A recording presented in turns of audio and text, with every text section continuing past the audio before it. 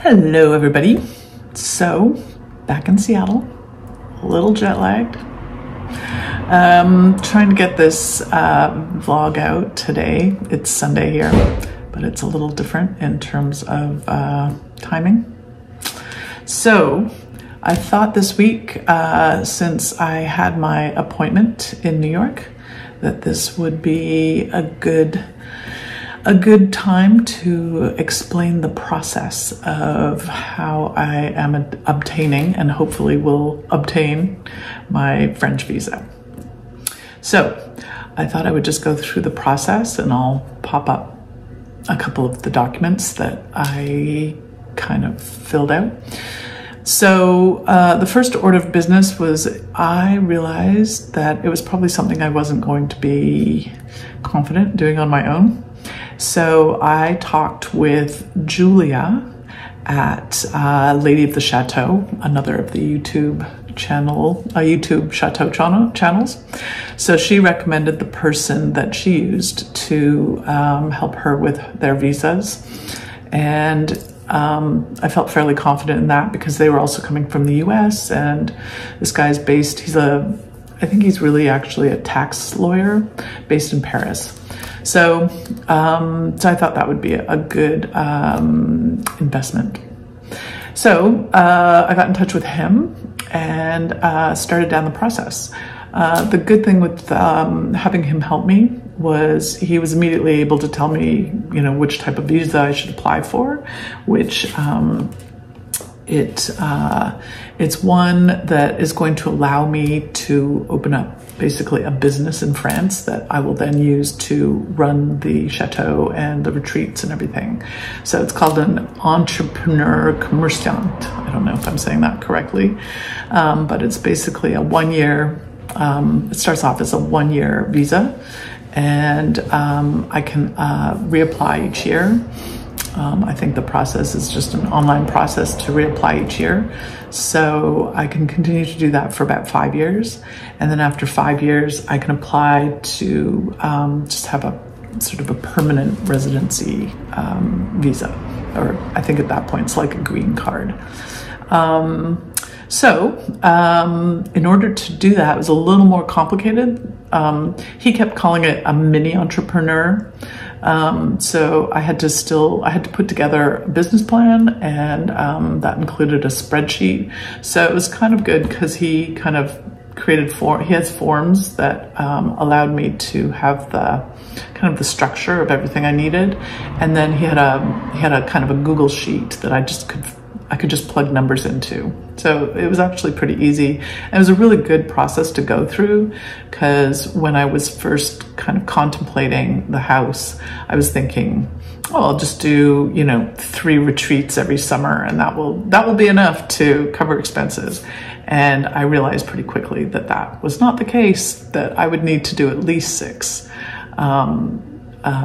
With 6 retreats, 10 people for each retreat, that kind of thing. So it was really good. It was a really good exercise to work through the numbers. And then I had to put together all of the documents, and they were kind of a pain in the neck. I needed to have a birth certificate, and then you have to go and get an apostle. You have to get your birth certificate apostolated. I don't know what the verb is. Apostolized. And that has to be done in the state where the birth certificate is issued from. So I was born in Pennsylvania, actually. And so, I ordered the 3 birth certificates. They got sent to me, and then I had to send them back to a different office to be apostolated. So it's just, and you're actually using mail, like who uses mail anymore? So it's just, it just takes time. In there, I decided to renew my passport, because my passport was going to expire within a year. So I wasn't really sure if the green card or if the visa was going to be some sort of stamp or something in my passport. So I didn't want it to expire while I was going through this process. So I got a new passport, so it would be good for 10 years. Yada, yada. What else? I had to get sort of fingerprints and all of that. I had to have all of my vaccination history. I had to get letters of recommendation for the business, and so I got a bunch of people to sort of attest that that I could do this, and that they would be interested, or that they'd be interested in coming to retreats, or that they'd be interested in teaching retreats, that kind of thing. I had to prove that I had a year's worth of medical insurance. So there's all these companies that will sell you actually quite inexpensive medical insurance for the year, so that when you're in France, you're covered. And then I had to have to show proof of income sources, so that you have to show that you have at least 30,000 euros per year to cover expenses. And then you also have to have a proof of your address. So obviously I owned the chateau, so that was easy. That was kind of the process. So it's really just gathering all of these bits and pieces, just take time. And then once you have it all gathered, you fill out, you basically finally fill out all your new application. And I kind of had to wait for the passport. Unfortunately, I left it so long to do the passport. And then the passport took like 6 weeks. And so I kind of stalled myself that way. Otherwise, I probably could have done the interview back in February. But I was waiting for the passport, and then I had made plans to travel to France. And the problem is you have to do the interview in the country that you're applying from. So I finally got the interview. What I've learned since then, having gone now to the interview in New York, is that the interview is not conducted at the consulate, which I thought it was. The interview is conducted with this organization called VFS, and they're basically a private company that it works with all different consulates. So there was like people applying for Canadian, Indian, Netherlands, like all these different nationalities and consulates were represented there. So clearly all of the consulates have shopped out their processing to this company. So I got there, and they're really just, all they're doing is they're sitting there with a checklist and going through your documents and making sure you have them. And then they bundle them together. You get some photographs done. They take some fingerprints, and then they ship it off to the appropriate consulate. And then it goes to the consulate. Then the consulate looks through it all and decides whether you have it all, whether they're going to approve you.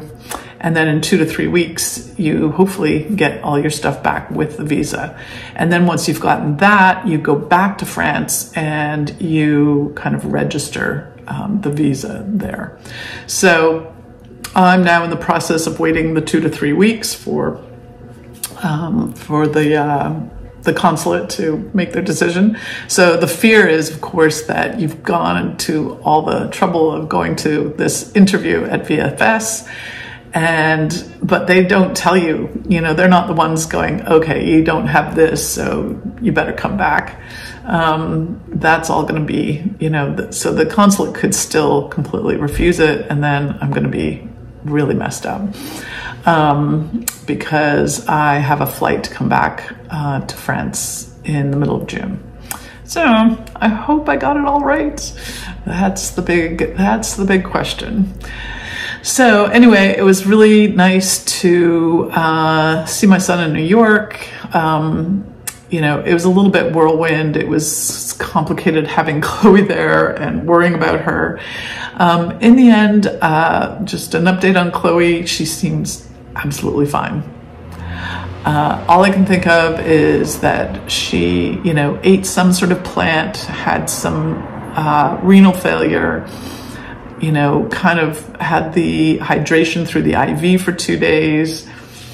And then the doctor found this thing on an x-ray that, it's just, God only knows if the two are connected or not. But it feels like as soon as I got her home from being rehydrated on the IVs, she started to get better. It's been a bit of a process, but I feel like, like her P's are sort of normal now, and she's drinking more normally now. So as far as I can tell, she's kind of back to normal. And she was a trooper in New York. You'll see. I'll put in all the video. I was doing lots of video where she's storming ahead of me down New York streets. It's pretty funny. So yeah, so she's doing well.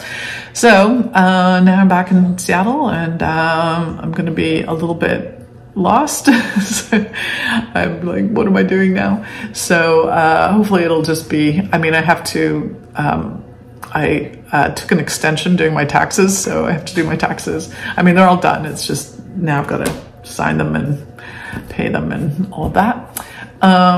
So it's going to be stuff like that. Doctor's appointments, vet appointment for Chloe, just kind of getting sorted out, because when I leave for France the next time in June, it's going to be for even a longer period of time. So I have to kind of have everything, all the ducks in a row, as they say.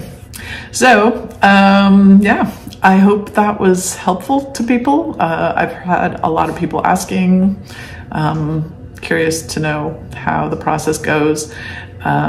You know, I think I could have done it way quicker, but, you know, it just sort of takes time getting all this stuff. And as I say, the passport kind of put me back a few weeks, and then coming when I, you know, flying out to France in February. I could have used February to actually do the interview, get the visa. If I just waited and flown out in March, I could have just been there and done it, but that's how it goes. So anyway, I hope it was helpful, and yeah, I guess I will see you next week. I'll think of something interesting to talk about.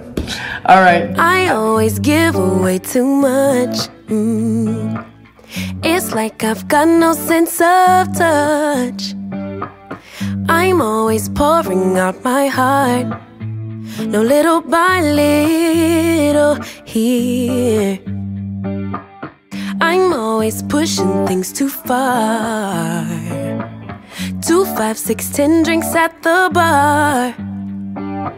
No boundaries, I get too close, no, little by little here.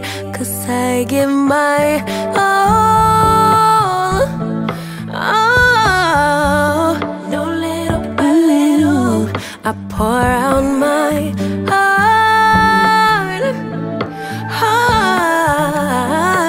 little by little here. I always run and hit the wall. I'd rather jump and risk the fall. I see no limits in the sky, no, little by little here. No, no, got stuck on working on myself. Thought I was wrong and needed help, but I'm just different, something else, no, little by little here. 'Cause I give my all, no, little by little, I pour out my heart, little by little here. I'm gonna go everywhere and be myself, I swear. I'm gonna give my all, 'cause I don't care if people stop and stare.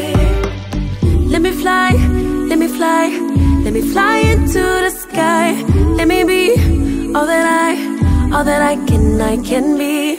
Let me fly, let me fly, let me fly into the sky. Let me be all I can be. Let me be all I can be.